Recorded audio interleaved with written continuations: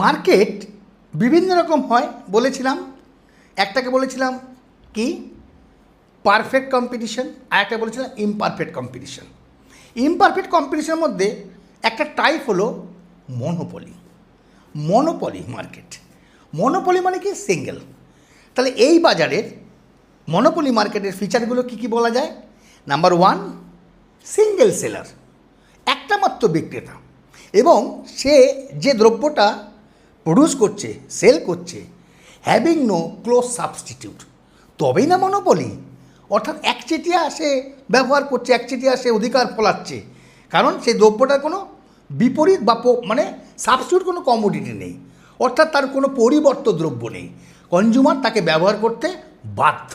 তাহলে এই নেচারের জায়গা থেকে সেই মনোপলি পাওয়ারটা এনজয় করছে, যার ফলে এখানে কিন্তু ক্লোজ এন্ট্রি আছে। আর এই ক্লোজ এন্ট্রি মানে সেগুলো বিভিন্ন কারণে হতে পারে, আরও ডিটেলসে তোমরা দেখতে পারো আমার চ্যানেলে গিয়ে। কি বিভিন্ন গভর্নমেন্ট পলিসি থাকতে পারে, নেচার অফ দ্য গুডস থাকতে পারে, ইত্যাদি ইত্যাদি। তার মানে এক কথায় এখানে কোনো অন্য কোনো ফার্ম ব্যবসা করার জন্য ঢুকতে পারবে না। নেক্সট যেটা point, the monopoly is a price maker, not price taker. তার মানে সে নিজের দ্রব্যের দাম বা কোয়ান্টিটি দুটোরই সে ডিসিশান নিতে পারে, কত দাম করবে দ্রব্যের, কত পরিমাণ সে বিক্রি করবে। তবে দুটোকে সাইমালটেনিয়াসলি সে ডিসিশান নিতে পারবে না বা পারে না। নেক্সট বলা হচ্ছে এখানে কিন্তু একজন মনোপলিস্ট সে প্রাইস ডিসক্রিমিনেশন করতে পারে, অর্থাৎ একই দ্রব্য বিভিন্ন বাজারে বিভিন্ন দামে বিক্রি করার পদ্ধতিকে বলা হয় দাম স্বতন্ত্রীকরণ বা প্রাইস ডিসক্রিমিনেশন। এবার এই প্রাইস ডিসক্রিমিনেশন বিভিন্ন রকম হতে পারে, ইউনিট ওয়াইজ হতে পারে, প্লেসমেন্ট ওয়াইজ হতে পারে।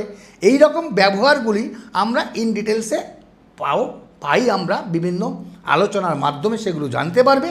কিন্তু মূল কথা, একজন মনোপলিস্ট কিন্তু সে ক্লোজ সাবস্টিটিউট থাকছে না তার প্রোডাক্টের, সে সিঙ্গেল সেলার, নো এন্ট্রি, এবং সবচেয়ে বড় ব্যাপার সে প্রাইস ডিসক্রিমিনেট করতে পারে।